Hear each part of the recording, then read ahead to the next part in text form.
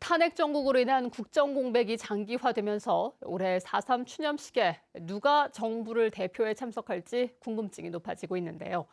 여야 지도부는 대거 참석할 것으로 보이지만 탄핵 심판 선고 기일이 잡히면서 이번 추념식에 변수가 되고 있습니다. 박주연 기자입니다. 헌법재판소의 탄핵소추 기각으로 직무에 복귀한 한덕수 대통령 권한대행. 제주도는 오는 3일 행정안전부가 주최하는 제77주년 4.3 희생자 추념식에 참석을 요청했습니다. 보름 전 행안부는 최상목 권한대행의 참석을 요청했지만 탄핵 기각 결정이 내려지면서 정부 대표가 바뀌었기 때문입니다. 만약 한 권한대행이 참석하면 지난 2014년 국가추념일 지정 이후 처음으로 3년 연속 추도사를 낭독하는 정부 측 인사로 기록됩니다. 의전도 총리가 아닌 권한대행으로 대통령 의전을 받게 됩니다. 국회의장으로는 사상 처음으로 우원식 국회의장이 추념식에 방문할 가능성도 높아졌습니다. 오영훈 제주도지사는 탄핵 정국 속 유족들의 마음을 헤아릴 수 있도록 국회의장의 참석을 요청해왔기 때문입니다. 정치권 인사도 대거 추념식에 참석할 것으로 보입니다. 더불어민주당에서는 이재명 당대표를 비롯해 지역 국회의원들과 제주 출신 부승찬 국회의원도 참석할 예정입니다. 조국혁신당도 정춘생 국회의원을 비롯한 6명이 참석 명단에 이름을 올렸습니다. 국민의힘의 경우 권성동 원내대표와 이양수 사무총장 등이 추념식에 참석할 예정입니다. 대통령 탄핵 선고가 오는 4일에 정해지면서 정부 인사와 정치권의 추념식 참석 여부에 대한 윤곽이 드러나 유족들은 안심하고 있습니다. 이렇게 4.3의 아픈 역사를 또한 영령님들의 원혼을 회원해드리기 위해 참배 오심에 대해 유족의 한 사람으로서 또 유족회장으로서 참 다행이라고 생각하고요. 추념식 전날인 2일 국회 본회의에서 야당이 발의한 최상목 부총리 겸 기획재정부 장관에 대한 탄핵소추안이 보고되는 등 2일과 3일 본회의 일정도 잡혀 참석 여부는 여전히 유동적입니다. MBC 뉴스 박주연입니다.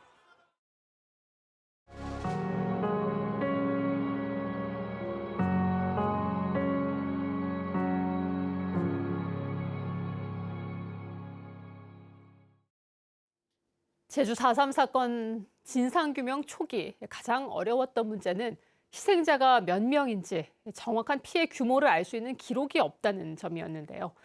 1990년대 제주도민들이 직접 손으로 써서 도의회에 제출했던 피해 신고서 14,000장은 4.3 진상규명에 결정적인 역할을 했습니다. 조인호 기자입니다. 제주도의회 4.3 피해 신고실이 문을 연 것은 1994년. 4.3 사건이 발생한 지 반세기 만에 공식적인 피해 조사가 시작됐습니다. 도민들이 이제는 열린 가슴으로 당시에 생생한 증언이나 또는 건의나 또 피해 신고를 해줌으로써 이 사업이 소기의 목적을 달성하지 않겠느냐. 피해 신고 첫날부터 4.3 유족들이 도의회로 찾아왔습니다. 읍면동별로 조사 요원 17명을 보내 현장 접수도 진행했습니다.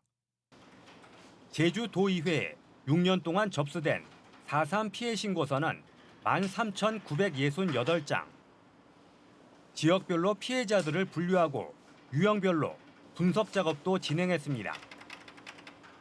정부와 국회가 4.3 진상규명에 나서지 않았던 시절, 짐작하기만 했던 희생자의 규모를 처음으로 밝힌 제주도의회 4.3 피해조사 보고서는 이렇게 만들어졌습니다.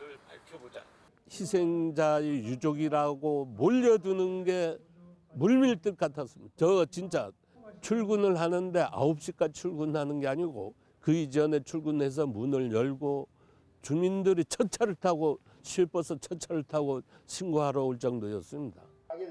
결국 도의회의 청원과 도민들의 끈질긴 노력으로 4.3 특별법은 1999년 국회를 통과했습니다.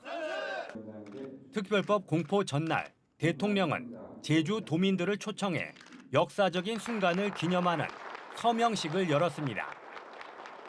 4.3 사건의 진상과 명예를 회복시키는 문제, 여기에는 수많은 희생자와 유가족들과 그 친지들의 한이 서려 있고 4.3 피해 신고서 13,968장은 지금 4.3 평화재단 수장고안에 보관되고 있습니다. 제주도가 유네스코의 세계기록유산 등재를 신청한 4.3 기록물 14,673건의 95%는 도민들이 직접 쓴 4.3 피해 신고서입니다. 안타까운 희생자들의 사연을 담은 채 치열했던 진상규명운동을 증언하는 기록물로 세계적인 가치를 인정받을 날을 기다리고 있습니다. MBC 뉴스 조현우입니다. 완전한 4.3 해결과 4.3 77주년 기념사업 성공을 기원하는 4.3 해원 방사탑재가 제주시 신산공원에서 열렸습니다. 4.3 도민연대는 법원이 4.3 유족에게도 국가가 배상하라고 판결했는데 정부는 4.3 보상금을 희생자에게만 지급하고 있다며 조속한 법 개정을 통해 유족 보상이 이루어져야 한다고 밝혔습니다. 또 올해부터 4.3 희생자 발굴 유해를 유족의 품에 안겨드리기 위해 광주 형무소 재소자와 학살지 조사부터 착수하겠다고 밝혔습니다. 헌법재판소의 탄핵 심판 선고일 지정에 제주 지역 정치권에서도 환영 입장이 잇따랐습니다. 오영훈 지사는 페이스북에 국민 모두의 기대와 바람이 결말에 도달해가고 있다며 헌재가 불안보다는 희망을, 걱정보다는 웃음을 전해주길 기원한다고 밝혔습니다.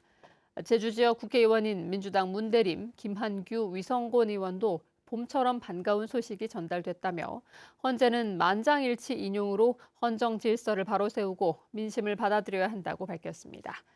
제주도의회 더불어민주당 소속 도의원들은 내일 오후 도의회 앞에서 기자회견을 열고 탄핵 심판 선고에 대한 입장을 밝힐 계획이며 국민의힘 제주도당은 선고 이후 입장을 내기로 했습니다. 헌법재판소의 탄핵 심판 선고가 4일로 예정된 가운데 제주 청년들이 내란 종식을 위한 탄핵 인용을 촉구하고 나섰습니다.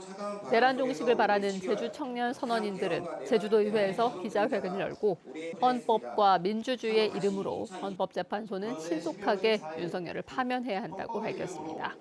이들은 회견에 앞서 온라인을 통해 청년 선언에 동참하는 203명의 서명을 받았다며 현재 진행 중인 파면 촉구 100만 온라인 서명 운동에 힘을 모아달라고 호소했습니다.